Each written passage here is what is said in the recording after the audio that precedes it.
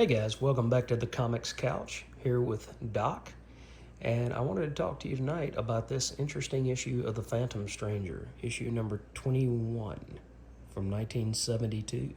It was written by Len Wein with art by Jim Aparo and I believe inks by Joe Orlando. But look at what I want to draw your attention to is I want to draw your attention to the detail of the faces. You see people talk about Neal Adams all the time and his realism and how his characters looked like real people. I would have to say that Jim Aparo was right up there with him. And I would also have to say that this book, nope, Joe Orlando was the editor, so it was a fully penciled and inked issue by Jim Aparo. And the story is called The Resurrection of Johnny Glory. And Johnny is apparently just a bad man who has killed a bunch of people. And he gets resurrected. And he's brought back to kill almost like a Gandhi type character. And here you see this character along with the Phantom Stranger who has already saved him once. And Johnny comes up with Indira, this gentleman's daughter, and he says, "You're forbidden to see Johnny again. There's something about him that I don't like." And truly there is, because the Phantom Stranger says, "I'll find your daughter. I know that she's out there somewhere, so I will find her." Check out, you can get 14 of these hit records for only $2.86. You've got stuff like Chicago at Carnegie Hall, Santana, Abraxas, Bob Dylan's Greatest Hits Volume 2. What's over here? We've got Judy Collins, Whales and Nightingales, Steppenwolf for ladies only, Sonny and Cher Live, Neil Diamond Gold with Sweet Caroline, Holly Holly, and 8 more. So make sure that you send your money to Columbia Record Club right now at Terre Haute, Indiana. Those ads were a trip. But look at the detail in these panels. Look at the layouts. Look at the composition that you see from, even this panel with this guy's hand. It's crazy the amount of detail that Jim Aparo was putting into this stuff. And this is right before or possibly at the same time that he started doing the Spectre series with Michael Fleischer on Adventure Comics. And to me, that is some of the greatest stuff that I've ever read. I've got only about 2 issues of the original run in their floppy format, but I have found the Wrath of the Spectre trade paperback, and that stuff is absolutely amazing. But as always, you don't get to learn very much about the Phantom Stranger.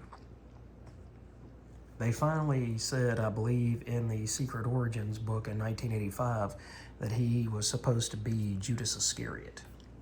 And that is why he is the Phantom Stranger.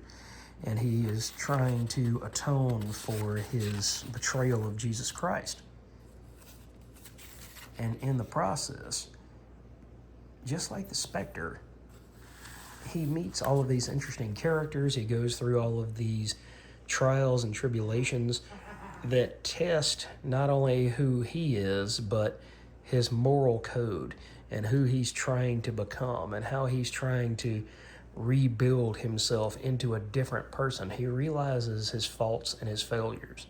But unlike Etrigan the Demon, Phantom Stranger doesn't really speak in code or in rhyme. But one reason why it's hard to have a long series with Phantom Stranger is simply because the name. He's a stranger. If you break down who he is, if you come out with it and say he's Judas Iscariot, he's no longer a stranger.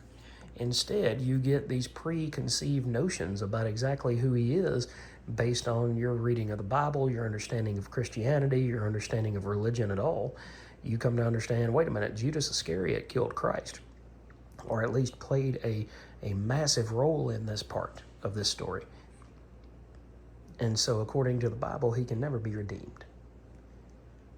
Whereas Jim Corrigan was a good cop who was killed for being too tough of a cop and too hard on crime.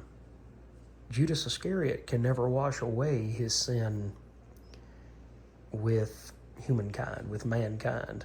They'll never believe that he's changed. So perhaps that's one reason why he is known as the Phantom Stranger, because you get bits and pieces. It's almost like Wolverine. You know, they took forever and a day to give us the actual origin story of Wolverine.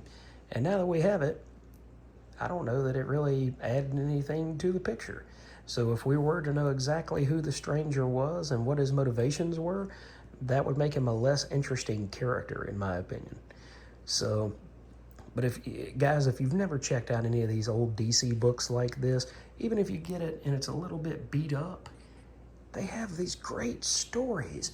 And the thing about it is, it's so dense, and it's not just words, it's story. It's more than just moving things along to get you to turn a page.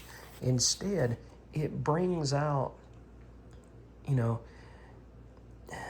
as you see, you've got this guy here, and Chandu is the prophet that I was talking about, and he's wearing this medallion from Sakiva, the false god of death. And even here, the stranger calls him out and says, "Anger ill becomes you." Sorry, guys. Anger ill becomes you. And he says, you know, it's more than a medallion. It's a symbol of everything that I oppose. I've spent my life to leading my people out of the shadow of ignorance and into the light of reason. And to find that cursed talisman in my midst is more than I can handle. So the artwork reminds you very much of those Spectre comics by Mike Fleischer and Jim Aparo, but it's got a totally different story behind it. It has the same feel. It's darkness. You get these really detailed faces. You get to see each different person has a different facial structure and designs and body language and things like that. So do yourself a favor and go out there and go hunting in the wild. I found this book, according to what I've got here. I think I bought it at a antique mall that my wife and I used to go frequent pretty often, but we hadn't been there in a while. It says it's $2. So for $2, you can go get a copy of this from 1972 and read something different and decidedly with more depth than what most comics today have.